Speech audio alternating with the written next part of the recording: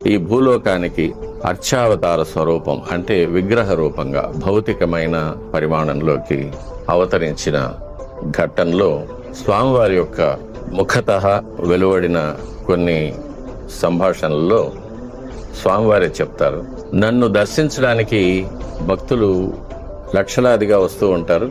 వారు చాలా అల్పమైన భౌతికమైన లౌకికమైన కోరికలు కోరుతూ ఉంటారు. ఒక ఉద్యోగం, ఒక వివాహం, సంతానం, ఆస్తి, పదవి, రాజ్యాలు, భూములు ఇలాంటివి కోరుతుంటారు.